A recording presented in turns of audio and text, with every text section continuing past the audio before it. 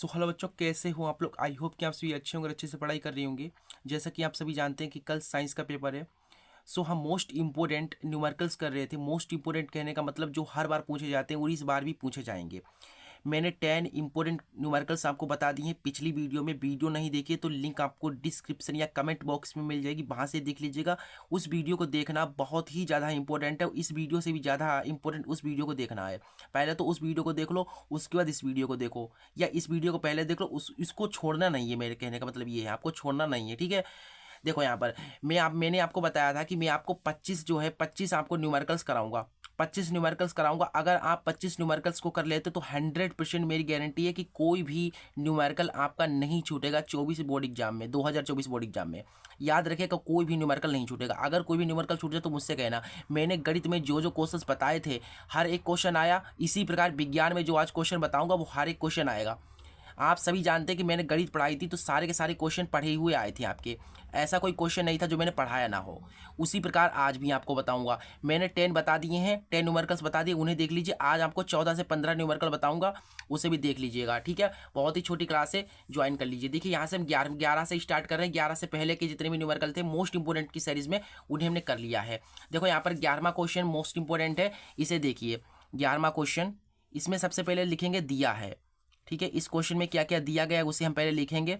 कोई भी क्वेश्चन करने से पहले आपको लिखना है दिया है। बोर्ड एग्जाम में बिल्कुल जैसे लिखना वैसे बता रहा हूँ। देखो यहाँ पर जो पहला क्वेश्चन है वो कह रहा है कि एक व्यक्ति कम से कम 50 सेंटीमीटर की दूर तक ही देख सकता है, ठीक है। उसे सही दृष्टि के लिए किस प्रकृति एवं किस फोकस दूरी के लेंस का प्रयोग करना चाहिए। यहाँ पर क्या है, वो कम से कम कितनी दूरी पर देख सकता है, 50 सेंटीमीटर दूरी पर ही देख सकता है, ठीक है। यानी कि उसे दूर दृष्टि दोष है, ठीक है। दूर दृष्टि दोष है, यहाँ पर बताया गया 50 सेंटीमीटर। तो जो वस्तु को वो देख सकता है वो 50 सेंटीमीटर दूरी पर देख सकता है, ठीक है। तो यहाँ पर हमको जो बी दिया गया है बेटा, वो जो बी दिया गया वो हमको दिया गया 50 सेंटीमीटर, ठीक है। जो प्रतिबिंब बनेगा 50 सेंटीमीटर दूरी पर ही बनेगा। देखो जब भी निकट दृष्टि दोष या दूर दृष्टि दोष से संबंधित क्वेश्चन आते हैं, मतलब दृष्टि से संबंधित कोई भी न्यूमेरिकल आए, तब आपको यू बी एफ माइनस में लेना है। तो ये बी जो होगा ये माइनस में होगा। बाकी यहाँ पर देखिए हमने ले लिया। और हम यहाँ पर कौन सा दोष है, दूर दृष्टि दोष है, तो यू जो होगा वो माइनस का 25 होगा। मैंने आपको बताया था कि जब दूर दृष्टि दोष हो तो यू माइनस 25 सेंटीमीटर लो। अगर निकट दृष्टि दोष है तो यू माइनस इनफाइनाइट लो, ठीक है। अगर यहाँ पर निकट दृष्टि दोष होता तो हम u बराबर माइनस इनफाइनाइट लेते, ठीक है। हमने u माइनस 25 ले लिया। बी हमको दिया था किस प्रकृति एवं किस फोकस दूरी का लेंस। किस फोकस दूरी यानी कि हमको फोकस दूरी f हमको पता करनी है कि f बराबर क्या आएगा, और प्रकृति भी बतानी है। क्वेश्चन समझ में आ गया तो आगे बढ़े। चलो आगे देखो, यहाँ पर क्या है, लेंस की बात हो रही है कि नहीं। तो लेंस, हम यहाँ पर लेंस का सूत्र लगाएंगे। तो यहाँ पर लिखो, लेंस के सूत्र से, लेंस के सूत्र से सारे के सारे इंपॉर्टेंट क्वेश्चन है।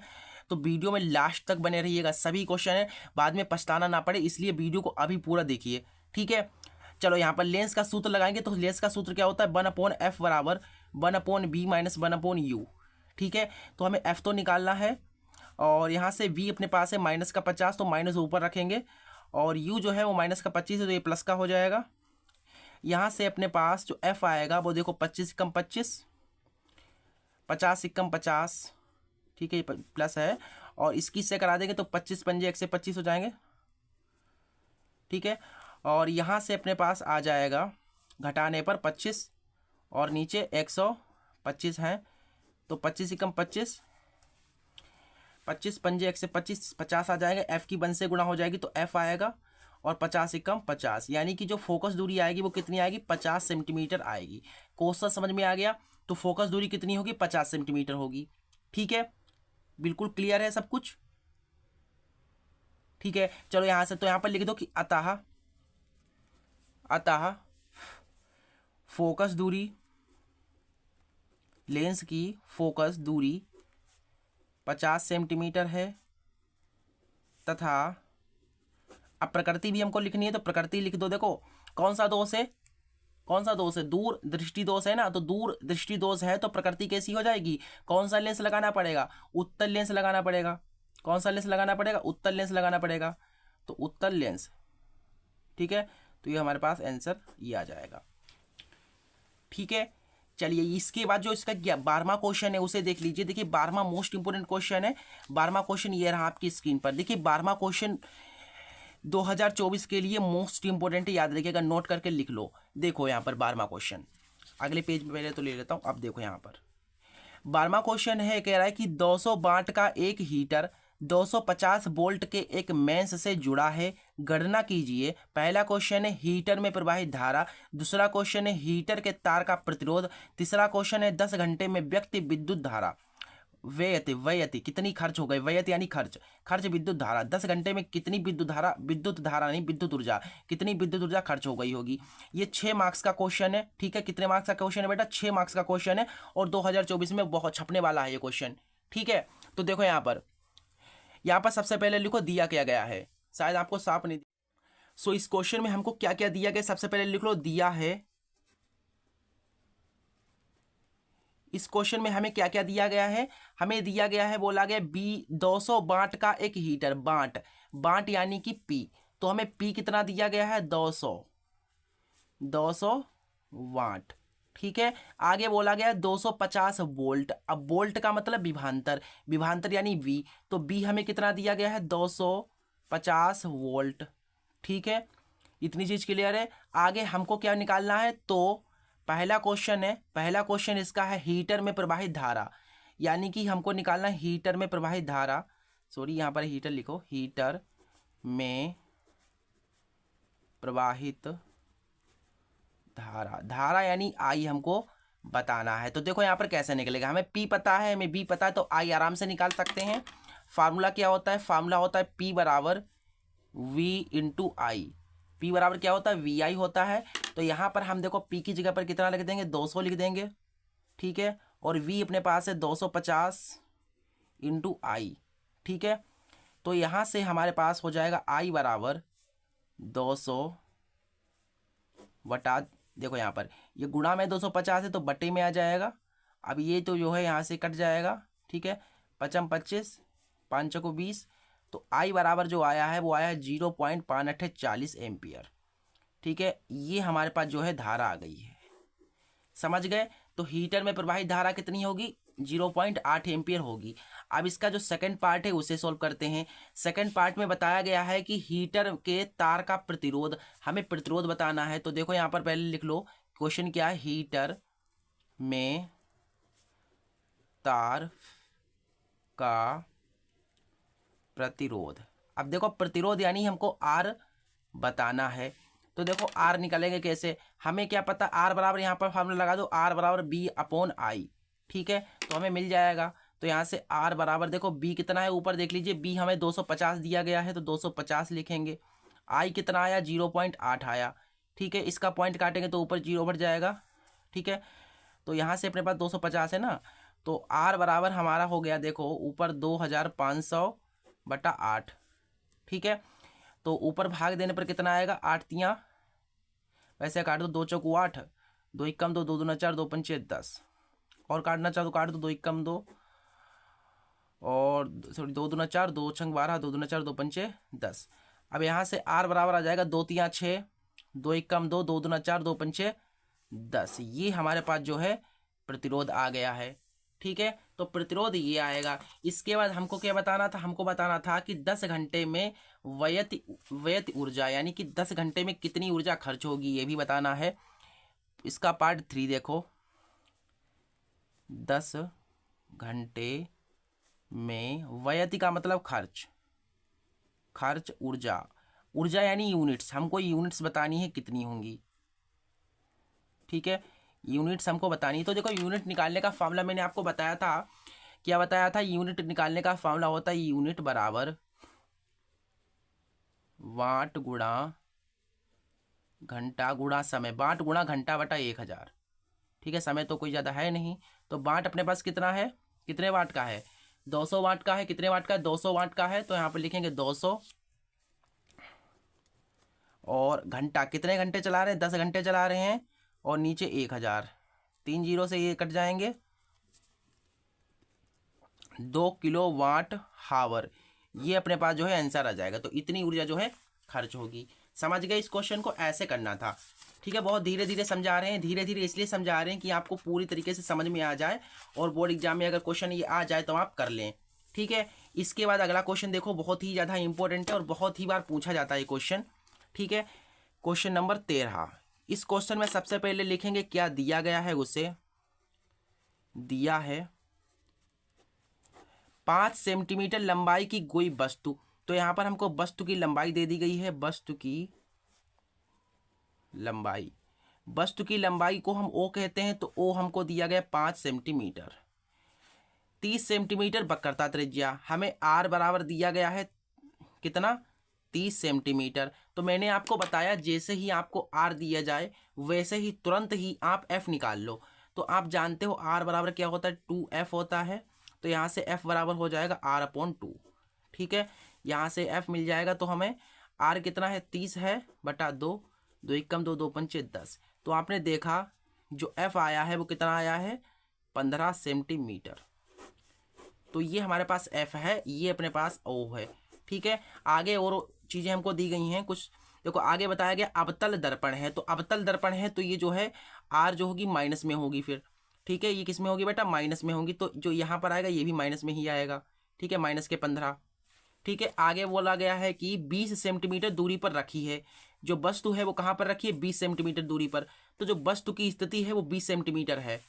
ठीक है, तो यहाँ पर लिख दो कि वस्तु की स्थिति, चूंकि वस्तु की स्थिति, वस्तु की स्थिति यानी यू हमको दिया गया है 20 सेंटीमीटर।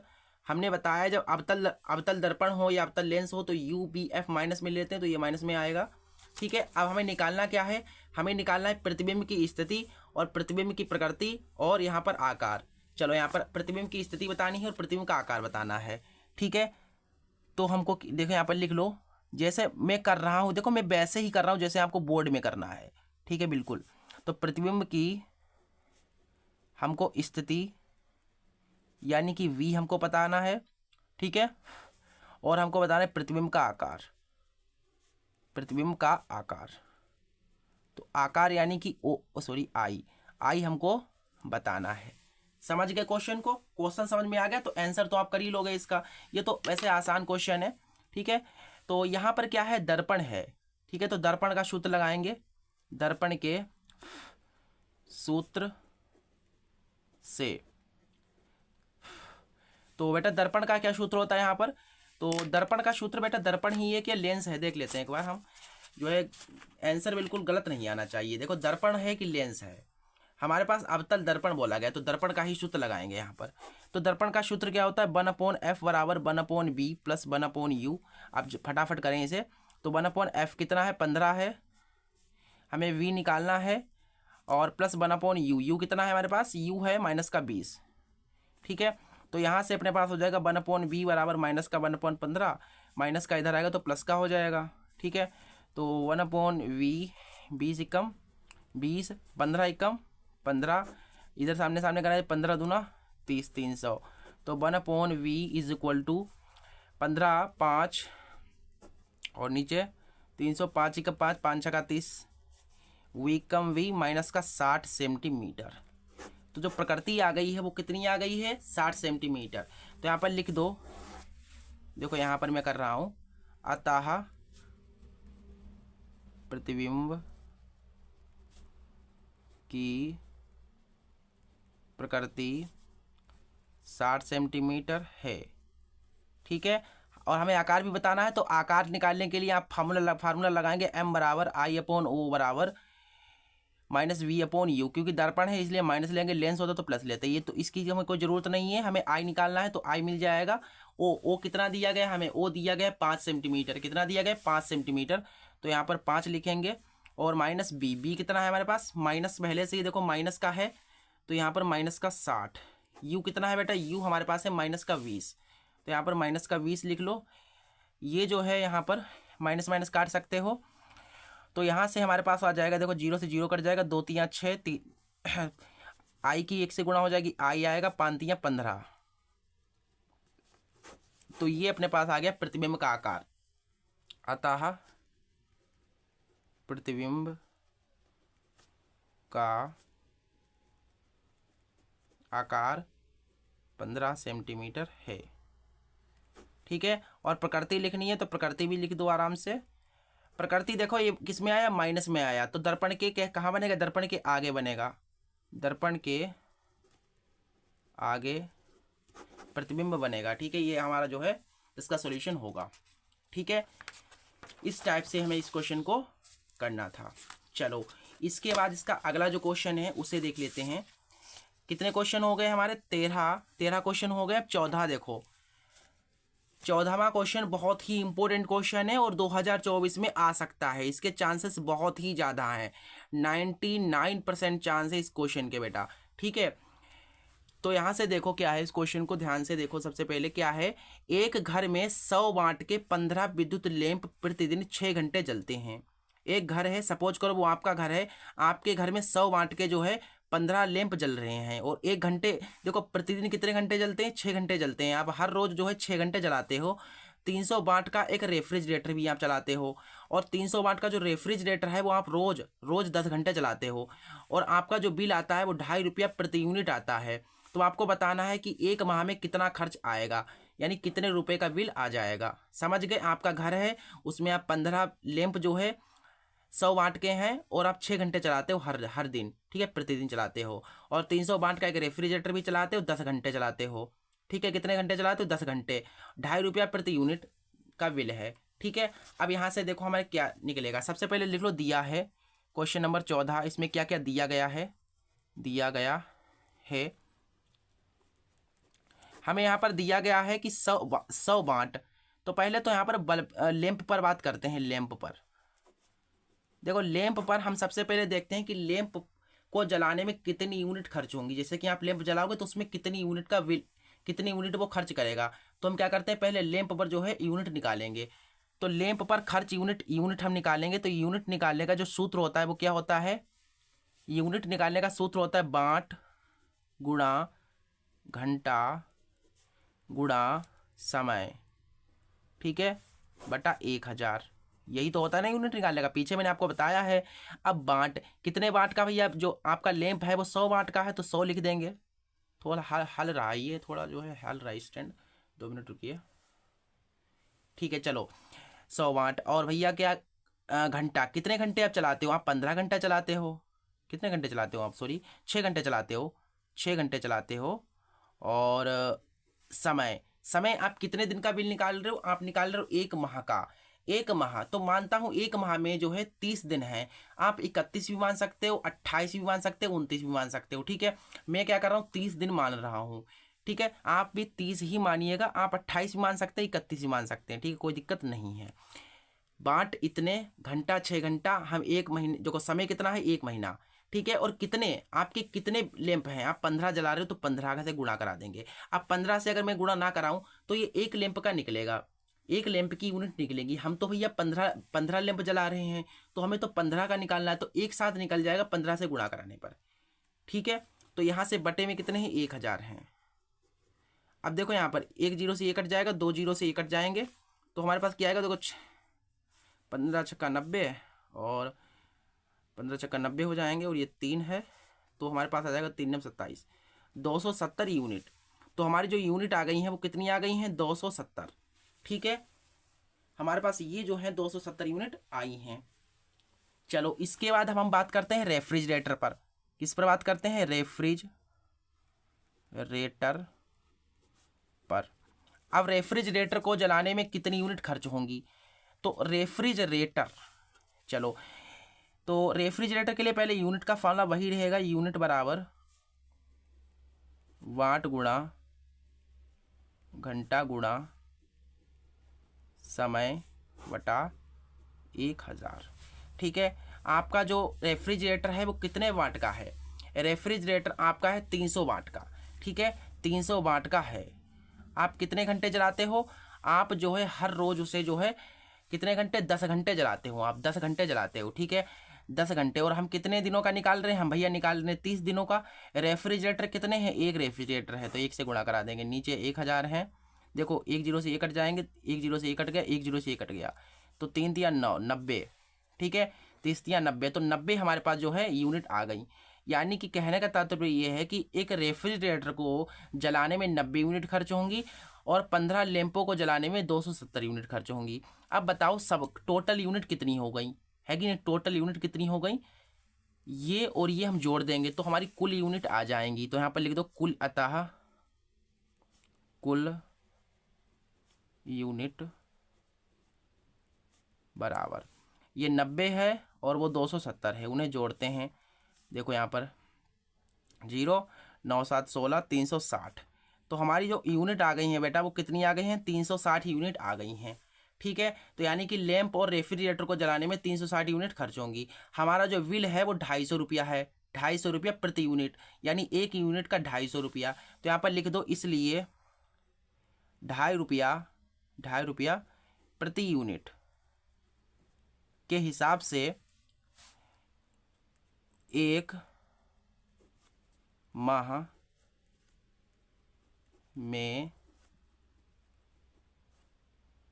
खर्च, एक माह में खर्च आएगा। देखो 300 यूनिट गुणा 250, क्योंकि एक यूनिट की कीमत 250 है तो 360 में हम क्या करें, 250 से गुणा करा देंगे तो हमारे पास क्या आएगा, देखो पॉइंट काटेंगे 10 बढ़ेगा, 0 से 0 कट जाएगा और यहाँ से 36 गुणा 25, यहाँ पर देखो 36 है, 25 से गुणा कराएंगे तो 5 छक्का 30, 5 तिया 15, 16 17 18, 2 छंग 12, 2 तिया 6 7, 8 9 10 7 8 9, 900। बेटा कितनी आ गए हमारे पास रुपया, 900 रुपये का बिल आएगा। एक महीने में आपको 900 रुपये देने पड़ेंगे। ठीक है, समझ गए इस क्वेश्चन को। मैंने बहुत ही धीरे तरीके से धीरे धीरे समझाया है और मैं इसलिए थोड़ा स्लोली समझा रहा हूँ जिससे कि आपके दिमाग से उतरे ना। ठीक है, आप ये मत कहना कि स्लोली सर बहुत धीरे समझा रहे हो, इसीलिए मैं धीरे समझा रहा हूँ, धीरे धीरे। ठीक है, चलो 14 है, 14 हो गया। अब इसके बाद 15वां देखते हैं, क्वेश्चन नंबर 15वां। ठीक है, तो क्वेश्चन नंबर 15वां कहाँ है भाई, देखो यहाँ से हमारे पास क्वेश्चन नंबर 15 स्टार्ट है। Question number 15 one of the most important question है 2024 के लिए, याद रखिएगा। कह रहा है कि किसी 4 ओम प्रतिरोधक में प्रति सेकंड 100 जूल ऊष्मा उत्पन्न होती है, प्रतिरोधक के सिरों पर विभवांतर ज्ञात कीजिए। Very very very important, 4 star की रेटिंग हमारी तरफ से। ठीक है, और ये 2024 के लिए बहुत ही ज़्यादा इंपॉर्टेंट है, तैयार कर लीजिए। कह रहा है कि किसी 4 ओम प्रतिरोध, 4 ओम प्रतिरोध, तो यहाँ पर पहले लिख लो दिया है, इसमें हमको दिया गया है कि प्रतिरोध 4 ओम प्रतिरोध है, तो शायद क्लियर नहीं आपको दिख रहा है।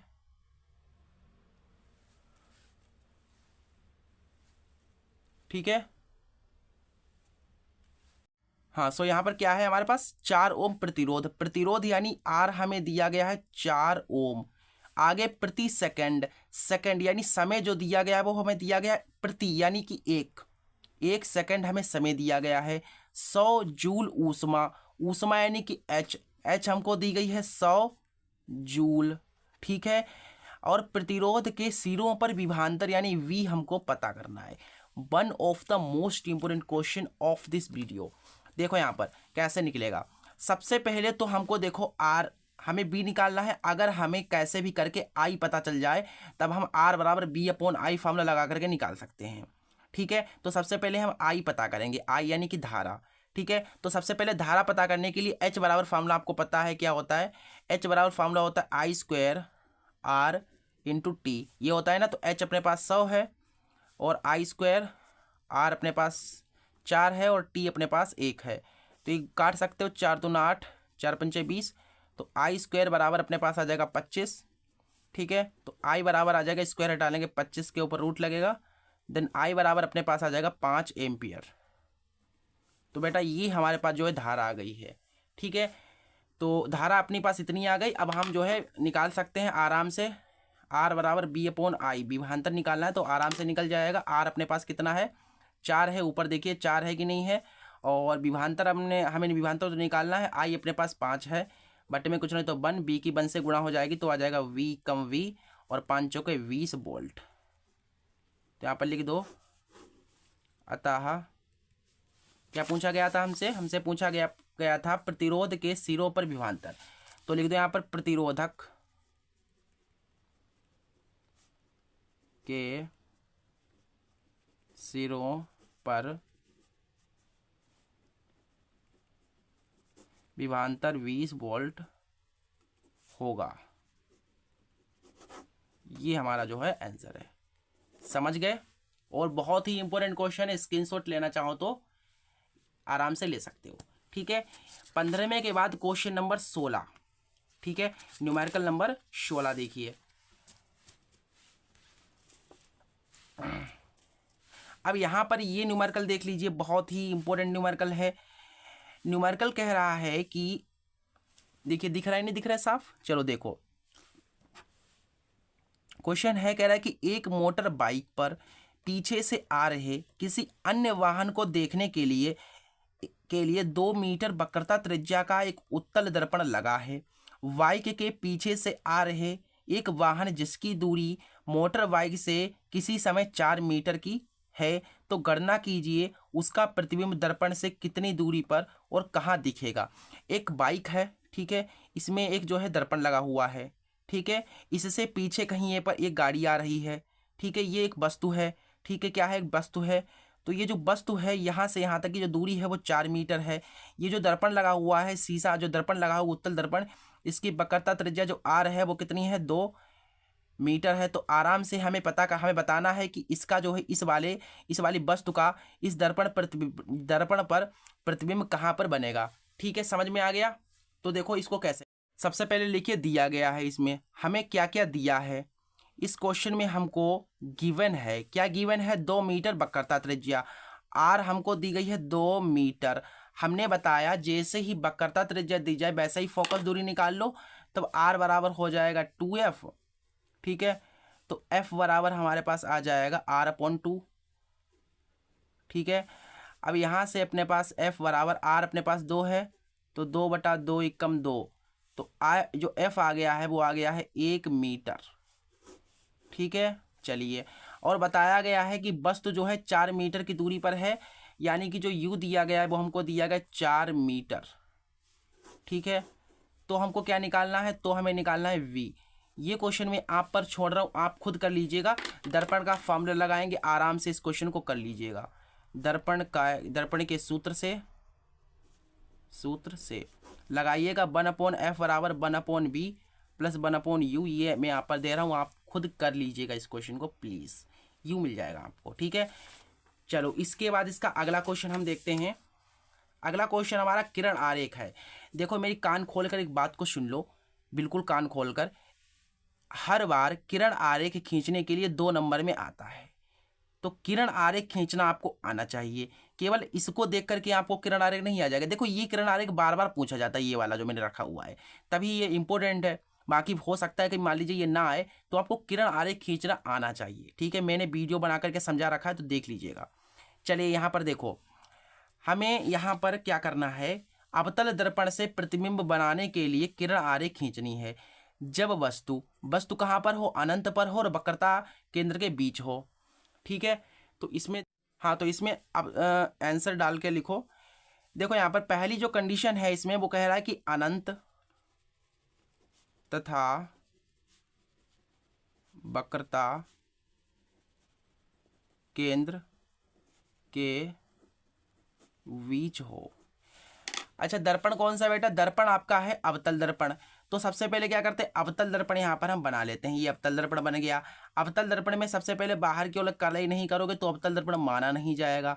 तो अवतल दर्पण में होती है बाहर की ओर कलई, उभरे हुए तल पर कलई होती है। देखो मैंने उभरे हुए तल पर कलई कर दी, यानी पालिश कर दी। इसका एक मुख्य सबसे पहले ऐसे बना लो, इसका यहाँ पर हो जाएगा ध्रुव। ठीक है, यहाँ पर इसका हो जाएगा फोकस, यहाँ पर इसका हो जाएगा वक्रता केंद्र, और ये हो जाएगा इनफाइनाइट, अनंत। तो बताया गया है अनंत तथा वक्रता केंद्र के बीच कोई वस्तु रखी है, तो वक्रता केंद्र ये है और ये अनंत ये है। तो मान लेता हूँ कि वस्तु जो है अपनी यहाँ पर रखी हुई है। ठीक है, तो यहाँ से सबसे पहले आप क्या करेंगे, किरणें डालेंगे। किरण डालेंगे, तो मान लो जो ए बी वस्तु है, ठीक है, किरण डालेंगे। सबसे पहले आप फोकस से डालेंगे, कहाँ पर से डालेंगे, फोकस से डालेंगे। अब टकराने के बाद आपको पता है जब किरण आप फोकस से डालते हैं तो जो है समांतर हो जाती है मुख्य अक्ष के किरण। ठीक है, इसके बाद आप क्या करेंगे, इस वक्रता केंद्र से डालेंगे। ठीक है, और वक्रता केंद्र से जब कोई किरण जाती है, जिस मार्ग से जाती है उसी मार्ग से वापस लौट आती है। तो कहने का तात्पर्य यहाँ पर टकराई है।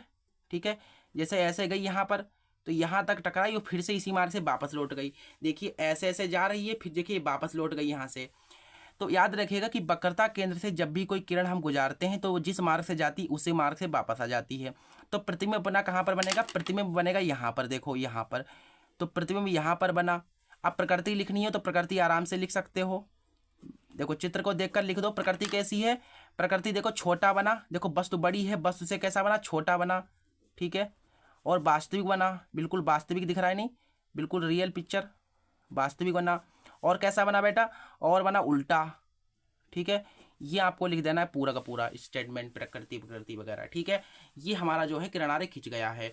आगे वी देख लो, वी इसका वी पार्ट है, कह रहा है कि जब वस्तु फोकस तथा दर्पण के ध्रुव के बीच हो, फोकस और ध्रुव के बीच। अब की बार कहाँ पर रखनी है भैया, फोकस व ध्रुव के बीच, ठीक है। अब की बार हमें फोकस और ध्रुव के बीच रखनी है। तो सबसे पहले अवतल दर्पण बना लो, इसमें बाहर की ओर कलई कर दो ऐसे, ठीक है। और यहाँ पर इसका मुख्यच बना लो, यहाँ पर इसका ध्रुव हो जाएगा, यहाँ पर इसका फोकस हो जाएगा, यहाँ पर इसका वक्रता केंद्र, ये अनंत, ठीक है। तो बताया गया है कि फोकस और ध्रुव, ध्रुव ये है, फोकस ये, तो इसके बीच मैंने कोई वस्तु को रखा है ऐसे, ठीक है। तो ऐसे मैंने वस्तु को रखा। सबसे पहले मैं समांतर डालूंगा किरण, आज समांतर डालूंगा तो ये फोकस से होकर के ऐसे चली जाएगी, ठीक है। उसके बाद मैं यहाँ से तो डाल नहीं सकता, तो मैं केंद्र से डालूंगा ऐसे करके। इस केंद्र से मैंने जब किरण को डाला तो मैंने आपको बताया जब केंद्र से कोई किरण जिस मार्ग से जाती उसी मार्ग से वापस लौट आती, तो ऐसे गई, फिर ये ऐसे ही वापस लौट आएगी। तो यहाँ पर कहीं प्रतिबिंब नहीं बनेगा, आप देख सकते हैं। तो प्रतिबिंब आगे जा करके ये जो है, अगर हम कल्पना करें तो प्रतिबिंब कहीं यहाँ पर बनेगा, ठीक है। तो प्रतिबिंब हमारा यहाँ पर बना है, ठीक है, यहाँ पर प्रतिबिंब बनेगा। क्लियर है इतनी बात, समझ रहे हो नहीं समझ रहे हो, ये प्रतिबिंब ऐसा बन गया है, ठीक है। अब प्रकृति देखो कैसे लिखेंगे इसकी, प्रकृति चित्र को देखकर समझ जाओ, किरण आरेख को देख करके आप प्रकृति बता सकते हो। प्रकृति कैसी बनी बताओ, प्रतिबिंब कैसा बना, वस्तु से कैसा बना, बड़ा बना। तो यहाँ पर लिख दो कि वस्तु से बड़ा बना। और दर्पण के कहाँ पर बना, दर्पण के पीछे बना। तो यहाँ पर लिख दो दर्पण के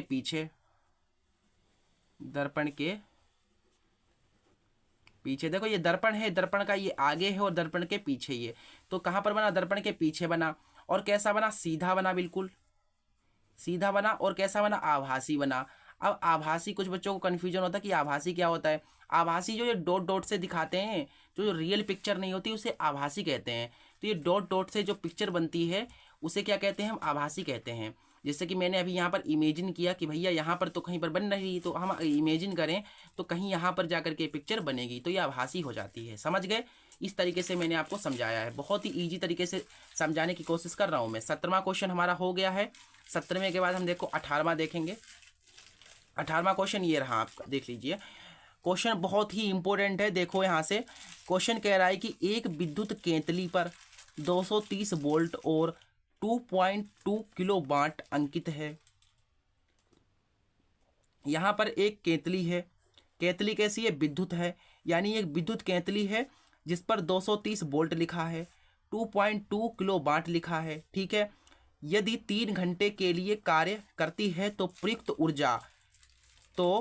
ऊर्जा प्रवाहित विद्युत धारा की गणना कीजिए। यानी कि हमको विद्युत धारा आई निकालनी है। बहुत ही आसान क्वेश्चन है। सबसे पहले देख लो क्या क्या दिया गया है इसमें हमको। क्वेश्चन नंबर 18 ये आराम से हो जाएगा, बहुत ही आसान है। इसमें क्या क्या दिया गया है, देखो यहाँ पर इस क्वेश्चन में हमको दिया गया 230 वोल्ट यानी कि बेटा विभवांतर, तो विभवांतर हमको दिया गया 230। और यहाँ पर हमको किलो वाट, अच्छा वाट का मतलब क्या होता है, पी, मैंने आपको पीछे बताया था पी, तो 2.2 किलो वाट। अब किलो को तो भैया हटाना पड़ेगा, हमने आपको बताया जब किलो को हटाते हैं तो कितने से गुणा करते हैं, 1 किलो में 1000 वाट होते हैं, तो क्या करते हैं इसमें 1000 से हम गुणा कर देंगे तो अपना वाट में हो जाएगा ये, क्योंकि किलो से हटाने के लिए 1000 से गुणा करनी पड़ेगी।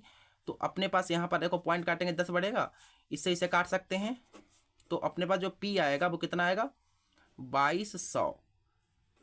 ये अपने पास पी आ गया। हमें क्या निकालनी है, हमें निकालनी है धारा, बताया गया है धारा निकालनी है। देखो धारा, तो देखो यहाँ से धारा कैसे निकलेगी, आप जानते हो यहाँ पर एक फॉर्मूला P बराबर V इंटू आई, ठीक है। तो यहाँ से P कितना है 2200 है, V कितना है बेटा, B हमारे पास है 230 और ये I, तो यहाँ से I बराबर आ जाएगा देखो 2200 बटा 230, ये कट जाएगा। अब भाग देने पर हमें जो मिल जाए 220 को 23 से भाग दोगे कुछ आएगा, वो एम्पियर में आएगा और वही हमारा आंसर हो जाएगा। समझ गए क्वेश्चन को? ऐसे इस क्वेश्चन को हमें करना था, ठीक है। समझ गए नहीं समझ गए? बढ़िया तरीके से समझ में सब कुछ आया। चलिए आगे बढ़ते हैं, अगला क्वेश्चन देखते हैं। 18वें के बाद क्वेश्चन नंबर 19। क्वेश्चन नंबर 19 आपको दिख रहा होगा, देखिए ये क्वेश्चन नंबर 19 रहा, ठीक है। क्वेश्चन नंबर 19 देख लीजिए, ये क्वेश्चन 2024 में आएगा।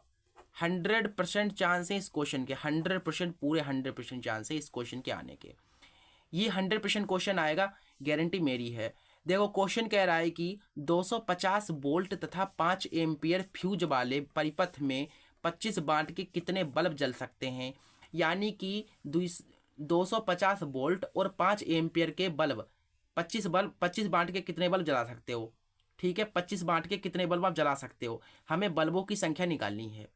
समझ गए क्वेश्चन को? हमें क्या निकालने हैं, बल्ब निकालने हैं। 25 वाट के कितने बल्ब जल सकते हैं, देख लो दिमाग में डाल लो, ये क्वेश्चन ऐसा है, ठीक है। चलो अब देखो यहाँ पर दिया है, किसी भी क्वेश्चन को करने से पहले दिया है लिखो।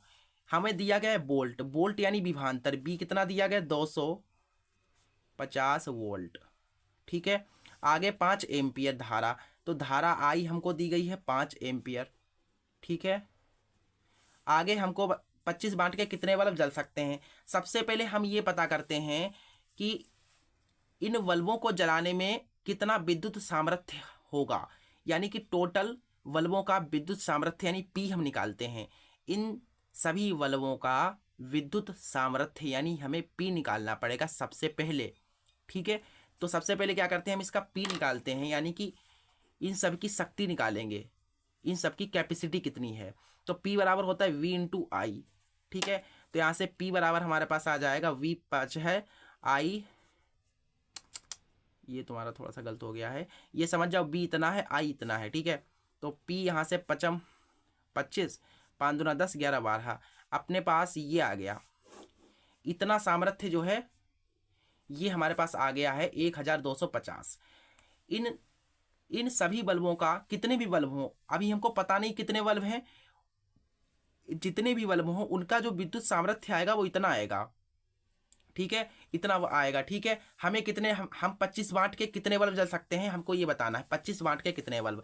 इसलिए 25 वाट का बल्बों की संख्या को मैं n मान लेता हूं। अगर इन सभी बल्बों को जलाओगे तो कितना आएगा सामर्थ्य, इतना ही आएगा। तो मतलब ये बल्ब जो है इतने के बराबर आएंगे। तो यहाँ से n, हमको n क्या है बेटा, n याद रखिएगा, n जो है बल्बों की संख्या है। तो यहाँ पर ऐसे लिख दीजिएगा कि यहाँ पर चूंकि n बराबर बल्बों की संख्या, जिससे कि एग्जामिनर समझ जाए क्या है ये, ठीक है।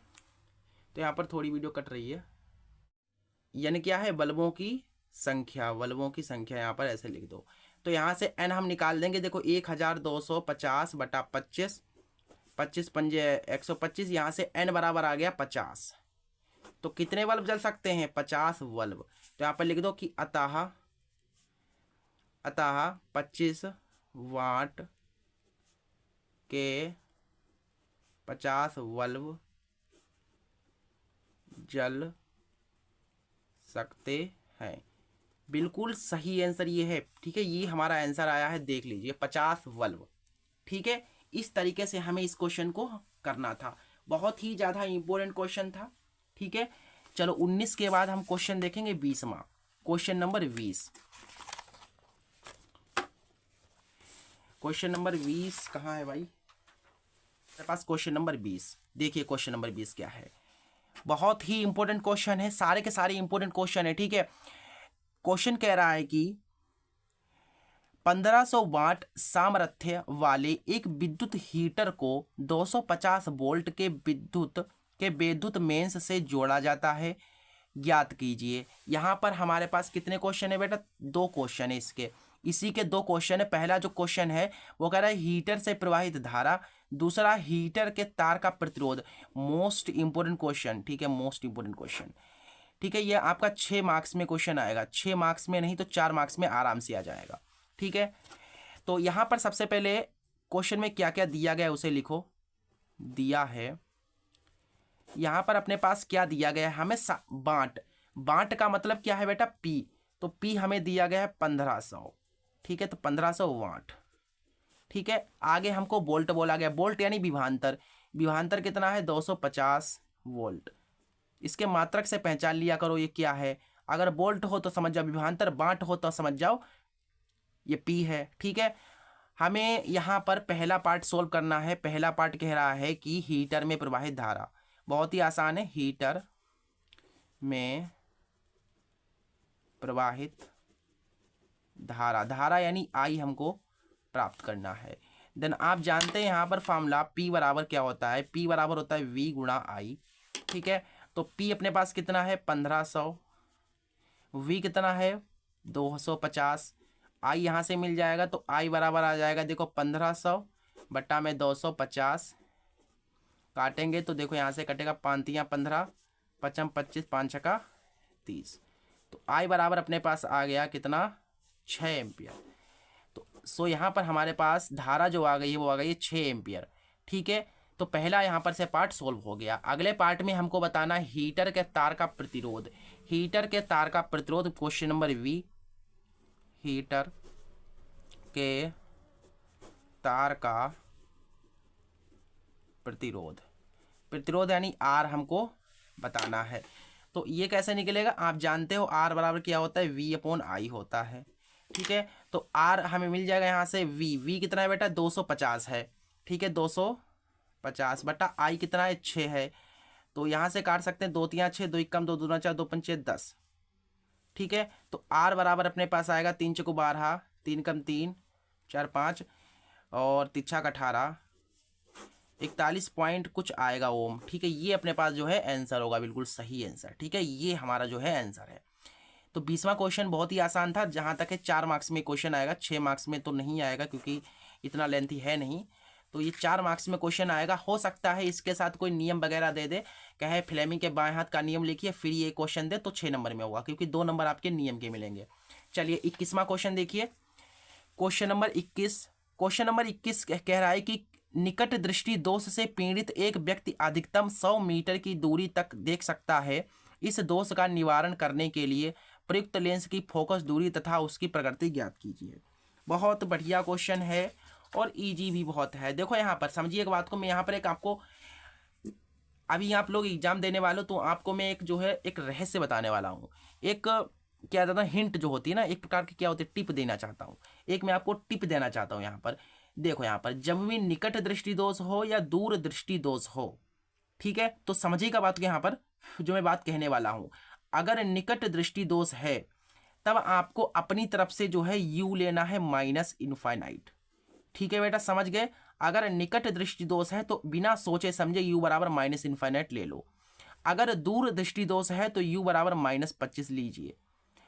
ठीक है, ये आपको समझ लेना है। ये निकट के लिए, किसके लिए बेटा, निकट के लिए, सॉरी यहाँ पर तो हाँ निकट के लिए इनफाइनाइट, हाँ निकट के लिए इनफाइनाइट और दूर के लिए ये रहेगा। ठीक है, कंफ्यूज नहीं होना, निकट के लिए u -इनफाइनाइट, दूर के लिए ये। और याद रखिएगा जब भी कोई दोष का सवाल हो, निकट दृष्टि दोष, दूर दृष्टि दोष, आंख का दोष, मतलब ये चीज़ें हो तो u b f जो है आपको सब कुछ जो है निगेटिव लेना है। u b f क्या लेना है बेटा, निगेटिव लेना है। समझ गए, ये कॉन्सेप्ट थोड़ा सा समझ लो। चलिए यहाँ पर दिया है, हमें यहाँ पर क्या दिया गया है बेटा, हमें दिया गया है कि निकट दृष्टि दोष, तो भैया निकट दृष्टि दोष है तो अपनी तरफ से हम जो है u -इनफाइनाइट लेते हैं। अब वो होता ही अपनी तरफ से नहीं लेते हैं, वो एक्चुअली होता है, वहाँ का कॉन्सेप्ट है, वो अभी मैं आपको समझाऊंगा नहीं, बाद में बता दूंगा, किसी आप पेपर हो जाए उसके बाद ये कॉन्सेप्ट समझाऊंगा मैं आपको कि इनफाइनाइट क्यों होता है। 100 दिया गया यानी कि v हमको दिया गया है -100 मीटर। ठीक है, हमें f निकालना है और बताना है कि कौन से लेंस का प्रयुक्त करना चाहिए, कौन सी फोकस दूरी का कौन सा लेंस। चलो यहाँ पर बहुत ही आसान है, लेंस का फॉर्मूला लगाओ, आंसर निकाल दो। लेंस के सूत्र से, तो यहाँ पर बताओ मुझे लेंस का सूत्र क्या होता है, ये होता है 1/f बराबर 1/v - 1/u। देन आप यहाँ पर रखा जो है लगाएंगे ये फार्मूला, तो यहाँ से देखो v कितना है बेटा, -100 है तो माइनस ऊपर लिखेंगे, ठीक है, और -1/∞ यू कितना है, -∞, तो प्लस हो जाएगा ये। सो यहाँ से अपने पास मिलेगा कितना, देखो यहाँ पर प्लस है, इस चीज़ को जब आप सोल्व करोगे तो 0 आएगा। ठीक है, तो f की 1 से गुणा हो जाएगी, देन आप अगर सोल्व करेंगे तो f बराबर -100 मीटर मिलेगा। ठीक है, तो यहाँ से हम कह सकते हैं कि अतः फोकस दूरी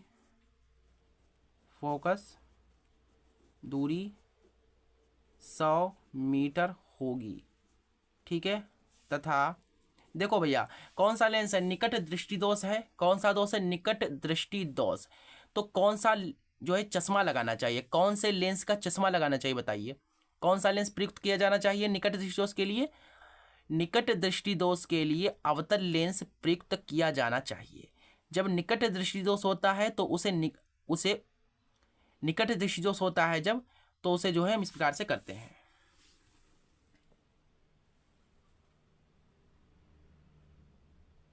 ठीक है, तो यहाँ पर कौन सा दोष है भैया, निकट दृष्टि दोष है, तो यू देखो निकट दृष्टि दोष है तो कौन सा लेंस लगेगा, अवतल लेंस लगेगा। तो यहाँ पर लिख दो अवतल लेंस प्रयुक्त करना चाहिए।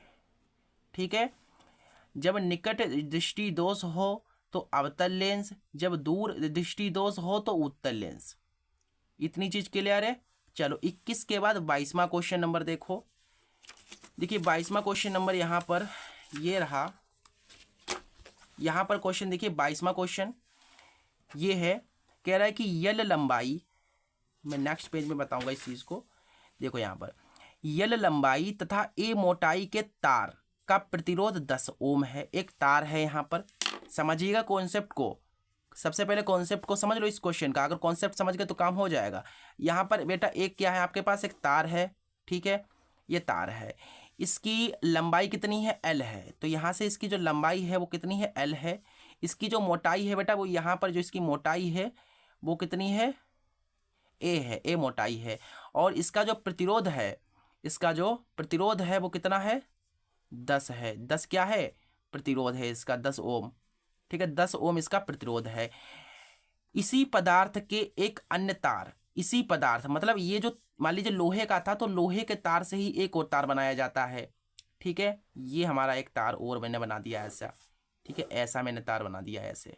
ठीक है, एक और तार बना दिया जिसकी लंबाई, इसकी लंबाई कितनी है, L/3 है, L/3 है। और इसकी मोटाई 3a है। कहने का मतलब इसकी मोटाई का तिगुना है ये। अगर ये 1 मीटर का मोटा होगा तो ये 3 मीटर का होगा, मतलब 3 गुना मोटा है। ठीक है, हमें इसका प्रतिरोध नहीं पता है, ये हमको पता करना है। इसका प्रतिरोध क्या होगा, इसका प्रतिरोध जैसे 10 है, इसका क्या होगा। ठीक है, ये चीज है यहाँ पर। समझ गए कॉन्सेप्ट को। तो देखो इसको करेंगे कैसे। देखो यहाँ पर हमें करना है इस क्वेश्चन को, तो सबसे पहले क्या करते हैं, इस वाले तार में चलते हैं। ठीक है, तो यहाँ पर मैं इसको नाम दे देता हूँ तार A और इसको नाम देता हूँ तार V। ठीक है, तो पहले हम क्या करते हैं, तार A में हम क्या करते हैं, तार A में चलते हैं। तो इसमें अगर मान लीजिए हमें इसका प्रतिरोध निकालना होता तो हम क्या लगाते हैं, L और A में, L और A में R बराबर क्या होता है, ये होता है रो इंटू L/A, यही होता है ना। तो इसकी जो लंबाई है वो तो L ही है और इसकी जो मोटाई है वो A है, बिल्कुल। तो ऐसा ही इसको लिखा रहने देंगे। ये मान लो पहली समीकरण। इसको देखो यहाँ पर तार A है तो इसका प्रतिरोध मान लो R1 और इसका प्रतिरोध मान लो R2। ठीक है, अब यहाँ पर देखो तार V में, अब इसके लिए प्रतिरोध जो फार्मूला है बेटा वो तो सेम रहेगा, 1/R बराबर होगा रो इंटू L/A। बेटा ये P नहीं है, ये हमारा रो है। ठीक है, क्या है, रो है, रो प्रतिरोधकता है। ठीक है, तो यहाँ से देखो हमारा जो है इसको मान लो R2, किसको, इस वाले तार V है ना, इसका प्रतिरोध R2 मान लो, और रो है तो रो कर दो यहाँ पर। और बेटा देखो यहाँ पर ये थोड़ा सा वैसा हो गया। देखो L, इस वाले की लंबाई कितनी है, L/3 है, तो L/3 कर देंगे बटा A। इसकी मोटाई कितनी है, 3a है। तो इसे मान लेते हैं समीकरण, क्या मान लेते हैं, समीकरण सेकंड मान लेते हैं। ठीक है, अब हम क्या करते हैं, समीकरण फर्स्ट से जो है हम क्या करते हैं, इसमें से A का मान निकाल लेते हैं।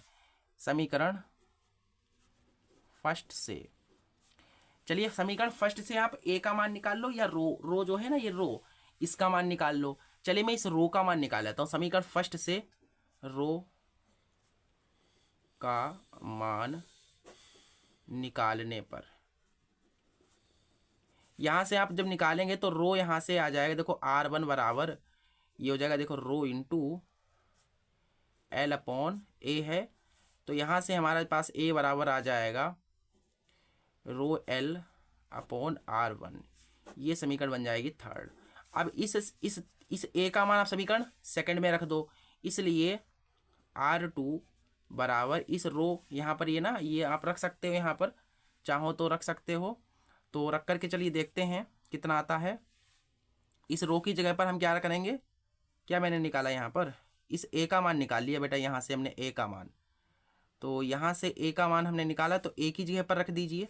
चलिए यहाँ से मैं तो रो का मान निकालना था, यहाँ पर रो, तो यहाँ पर A लिख दो, फिर तो भाई A लिख दो। तो यहाँ पर देखो रो है तो रो L/3 है, तो L/3 हम कर देंगे। ठीक है, ये कैसा आने लगता है। ठीक है, यहाँ तक क्लियर है बिल्कुल। यहाँ पर हमने ये रो था L/3 था, बटा है, बटा लगा देंगे, और 3 ए की जगह पर ये हमको रखना है, क्या रखना है, रो इंटू L/R1। ठीक है, अब यहाँ से हमारा जो है R2 बराबर आ जाएगा, कितना आ जाएगा बेटा, देखो ऊपर रो है, L है, अपॉन 3 है, ये जो है हर परमीकरण हो जाएगा, तो R1 ऊपर पहुँच जाएगा, और नीचे हमारे पास आ जाएगा 3 रो इंटू L। ठीक है, अब यहाँ से रो L कट जाएगा। ठीक है, और यहाँ पर हमारा आंसर आ जाएगा, देखो R2 आंसर आ गया बेटा, देखो ये कितना आ गया है, ये तो कट गया ना ऊपर, तो 1 बचा, 3 बचा R1। अब R1 का तो मैंने मान रखा ही नहीं है, देखिए यहाँ पर इसका 10 है कि नहीं, इसका जो प्रतिरोध है बेटा वो 10 है, तो अब हम यहाँ पर रख देते हैं, चूंकि ऐसे करके लिख दीजिएगा, चूंकि R1 बराबर कितना है, 10 ओम है, क्योंकि बताया गया है ना उस वाले तार का प्रतिरोध 10 है, तो यहाँ पर जो है इसकी जगह पर 10 कर दे रहे हैं, और नीचे 3 है, तो R2 बराबर आ जाएगा ऊपर 10 बटा 3 या 9, ये प्रतिरोध हमारा आ जाएगा। ठीक है, समझ में क्वेश्चन आ गया, इस तरीके से इस क्वेश्चन को हमें करना था। ठीक है, ये 22 हो गए हैं। अब 23वां क्वेश्चन जो है उसे देख लेते हैं।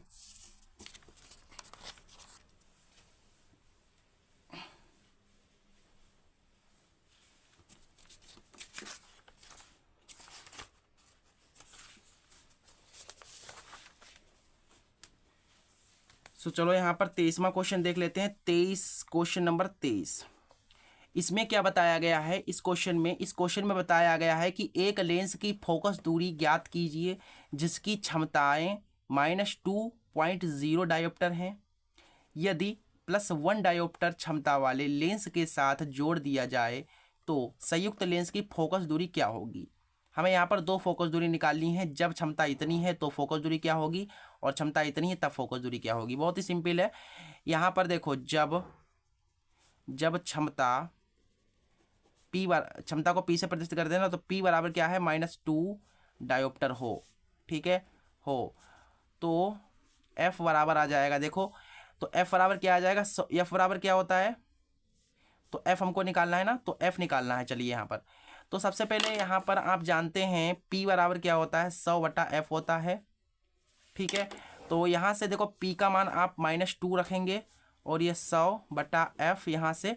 ठीक है, तो यहाँ से अपने पास ये कट जाएगा, 2 पंचे 10, तो F की 1 से गुणा हो जाएगी, तो F बराबर आपका आ जाएगा -50 सेंटीमीटर। ठीक है, तो ये फोकस दूरी हमारी आ जाएगी। जब क्षमता इतनी है तो फोकस दूरी इतनी है। अब देखो जब क्षमता +1 डायोप्टर हो तो फोकस F बराबर क्या होगा, है कि नहीं, आगे पूछा गया ना +1 डायोप्टर। देख लीजिए क्वेश्चन को इस टाइप से है। ठीक है, अब देखो यहाँ पर फोकस दूरी, तो सिंपल सा वही फॉर्मूला लगेगा, P बराबर 100 बटा F, तो यहाँ से हम कह सकते हैं F बराबर 100 बटा P, यहाँ से हो जाएगा F बराबर 100 बटा P 1 है, देन आप यहाँ से कह सकते हैं कि F बराबर आ जाएगा 100 सेंटीमीटर। ये हमारा जो है आंसर होंगे। ठीक है, क्वेश्चन बहुत ईजी था, और ख़ास वैसे इतना इंपॉर्टेंट था नहीं था, लेकिन मुझे इंपॉर्टेंट उस टाइम लगा था तो मैंने बता दिया। वैसे यार ये इंपॉर्टेंट क्वेश्चन तो है, वैसे रिपीटेड है, कई बार पूछा गया है, लेकिन उतना खास नहीं है जितना मैं आपसे कहूँ। जितने और इम्पोर्टेंट है ये उतना इम्पोर्टेंट नहीं है। ठीक है, चलिए यहाँ पर इसके नीचे का क्वेश्चन मोस्ट इंपोर्टेंट है, ठीक है, इसे मिस बिल्कुल ही मत कीजिएगा। ये मत सोच लेना कि ऊपर वाला नहीं है तो नीचे वाला इंपॉर्टेंट नहीं हो, केवल ये इंपॉर्टेंट नहीं था, लेकिन ये बहुत ही ज़्यादा इंपॉर्टेंट है, मोस्ट इंपॉर्टेंट 2024 के लिए है, ठीक है, 2024 मोस्ट इंपॉर्टेंट। हाँ, तो यहाँ पर इस 24वें क्वेश्चन में है कुछ नहीं। देखो यहाँ पर क्या दो वल्व हैं, उन्हें कौन से क्रम में जोड़ा गया, श्रेणी क्रम में जोड़ा गया है। तो यहाँ पर कॉन्सेप्ट को सबसे पहले समझ लो। यहाँ पर हमारे दो वल्व हैं, एक वल्व यहाँ पर पहला है, ठीक है, और दूसरा वल्व यहाँ पर है। इन दोनों वल्वों के क्या किया, श्रेणी क्रम में जोड़ दिया गया है, ठीक है। इन दोनों बल्बों को एक जो है 220 की वोल्ट की जो बैटरी है, 220 की यहाँ पर वोल्ट की बैटरी है बेटा, ये जो है बैटरी है, इससे जोड़ा गया है इन दोनों बल्बों को। तो इस बैटरी से जो धारा बह रही है, इन बल्बों में जो धारा बह रही है वो हमको निकालनी है, आई जो है हमको बताना है, ठीक है। हमें क्या निकालनी है, हमें निकालनी है धारा आई, ठीक है। चलिए यहाँ से सॉल्यूशन हम यहाँ से कर रहे हैं। तो देखो कैसे करेंगे इस क्वेश्चन को। सबसे पहले क्या करते हैं, यहाँ पर थोड़ी चीज़ों को समझना है कि जो पहला वाला बल्ब है वो है 60 वाट और 220 वोल्ट का, ठीक है, और ये वाला जो बल्ब है ये है 100 वाट और 220 वोल्ट का, ठीक है। ये हमारे पास जो है, तो पहले हम क्या करते हैं, इसका प्रतिरोध निकाल लेते हैं। इस वाले पहले बल्ब का प्रतिरोध कितना होगा, उसके बाद दूसरे बल्ब का प्रतिरोध निकाल लेंगे, फिर तुल्य प्रतिरोध आराम से निकल के आंसर आ जाएगा, ठीक है। तो यहाँ से सबसे पहले देखिए सर्वप्रथम पहले बल्ब का प्रतिरोध ज्ञात करते हैं, ठीक है। ये चीज़ हमने लिख दी है। चलो यहाँ पर देखो, यहाँ पर हमने क्या क्या दिया गया है इस क्वेश्चन में, बल्ब एक में, तो पहले बल्ब में हमको क्या क्या दिया गया, हमको पहले बल्ब में दिया गया है P बराबर 60 वाट, ठीक है, और जो विभवांतर दिया गया वो हमको दिया गया 220 वोल्ट, ठीक है। चलिए यहाँ से हमें जो क्या निकालनी है, हमें प्रतिरोध R निकालना है ना। तो ये कैसे निकलेगा, सबसे पहले क्या करते हैं P और V, यहाँ से धारा निकाल लेंगे और फिर उसके बाद ये प्रतिरोध निकल जाएगा। बाकी कोई डायरेक्ट फार्मूला होता है ना इसका, कोई अभी देख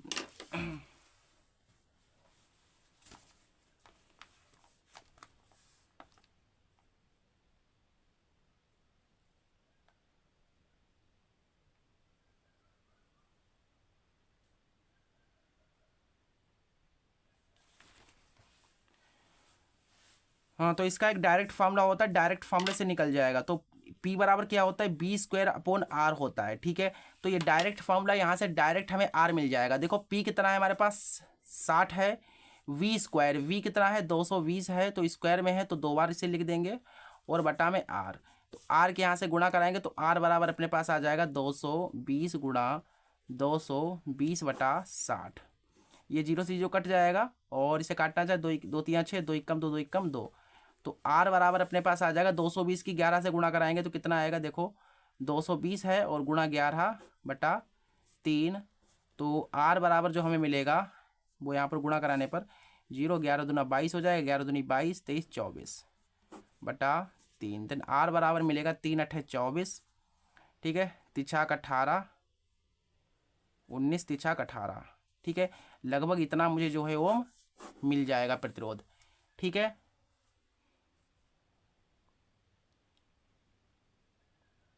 ठीक है, चलो यहाँ पर जो पहले बल्ब का हो गया है, अब हम दूसरे बल्ब का निकाल लेते हैं। ये वाला जो बल्ब है दूसरा, इस बल्ब का जो है प्रतिरोध हम निकाल लेते हैं। चलिए यहाँ पर तो दूसरे बल्ब में चलते हैं, दूसरे बल्ब में इस दूसरे बल्ब में प्रतिरोध P इसका जो P है वो कितना है, यहाँ पर इसका जो P है यानी कि जो जूल है कितनी है 20 जूल, यानी कि हाँ 20 वाट, सॉरी 20 वाट, तो कितना 100 वाट हमें दिया गया है, और 220 वोल्ट यानी जो विभवांतर वो तो सेम ही है, 220 ही है। तो यहाँ से हमें R पता कर लेना है। देखो इसका R है तो इसको मान लो R', ठीक है, R' मान लो, क्योंकि अलग अलग दिखाना पड़ेगा। तो यहाँ से अपने पास वही फॉर्मूला है, P बराबर B²/R, B²/R। तो P कितना है हमारे पास 100 है, और B² यानी कि 220 है भी, तो इसको स्क्वायर यानी कि 2 बार लिख दो, और बटा में R। देखो 2 0 से 2 0 ये कट जाएंगे। तो यहाँ से हम जो है नेक्स्ट पेज में करते हैं इस यहाँ से। देखिए यहाँ पर देखो इसके आगे, यहाँ से हमारे पास देखो यहाँ पर एक बच्चा, ऊपर कितने बच्चे 22 गुणा 22, नीचे आर बचा, इसके बाद कुछ नहीं तो 1 आर की 1 से गुणा हो जाएगी, आर आएगा, इसकी इससे करेंगे तो 22 की 22 से गुणा हो जाएगी, तो कितना आएगा 22 दूना 44, 22 दूना 44, 4 4 8, 484। ठीक है, ये अपने पास मिल गया आर डैश। ठीक है, ये मिल गया हम पुणे को आर डैश, ये आर डैश हमें अपना। ठीक है, आर डैश मिल गया। तो यहाँ से देखो इसका प्रतिरोध कितना आया, इस वाले वल्व का प्रतिरोध आया ये इतना। ठीक है, और इस वाले वल्व का प्रतिरोध आ रहा है इतना, तो टोटल कितना होगा, तो टोटल निकाल लेते हैं। इसलिए दोनों वल्व का प्रतिरोध, दोनों वल्वों का कुल प्रतिरोध R बराबर R, ये क्या था डैश था, और उसको आप जो है डबल डैश मान लेना। ठीक है, तो ये जो आया है ये आया है 484, और उसको डबल डैश मान लो यहाँ पर। ठीक है, ये वाला जो है ना इसको डबल डैश मान लो, ये सही रहेगा ज़्यादा, इसको डबल डैश मान लो। ठीक है, तो ये कितना आया 806.6, 806.6 लगभग। तो R बराबर आ जाएगा 806 मान सकते हैं, कोई दिक्कत नहीं, 806 ही मानिए। पॉइंट में मानना चाहो तो पॉइंट में मान सकते हो, तो यहाँ से देखो 6 हो जाएगा, और इन्हें जोड़ेंगे तो 6 4 10, 8 और 1 9, 8 4 12, इतने ही आएगा ना। एक बार देखिए यहाँ पर मैं कैलकुलेशन कर लेता हूँ, यहाँ पर 6 6 4 10, 8 1 9, 8 4 12, यही आएगा। तो हमारे पास ये आ गया है तुल्य प्रतिरोध, पूरा का पूरा प्रतिरोध इतना है। हाँ, तो इसकी धारा देखो कैसे निकलेगी, हमें V पता है, देखो यहाँ से हम धारा निकाल सकते हैं। हमें क्या निकालना था, हमें धारा निकालना था ना। हाँ, तो धारा निकालना था, देखो R बराबर क्या होता है, V/I होता है।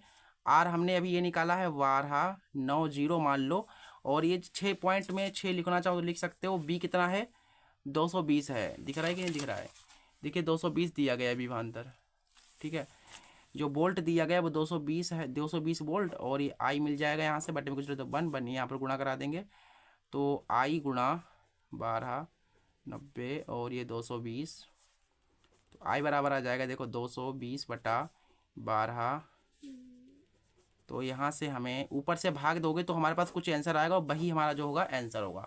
ठीक है, इस टाइप से हमने आपको 24 मोस्ट इम्पोर्टेंट न्यूमेरिकल्स बता दिए हैं, 24 बताए हैं, 24 न्यूमेरिकल्स बताए हैं। अगर आपने इन सभी को कर लिया है बिल्कुल अच्छे से, तो 2024 बोर्ड एग्जाम में आपका कोई भी न्यूमेरिकल नहीं छूटेगा, एक भी न्यूमेरिकल नहीं छूटेगा, और आपके जो न्यूमेरिकल आते हैं 30 25 जितने भी नंबर में आते हैं वो आपको मिलेंगे, पूरे के पूरे नंबर मिलेंगे, कोई भी नंबर काटने वाला नहीं है।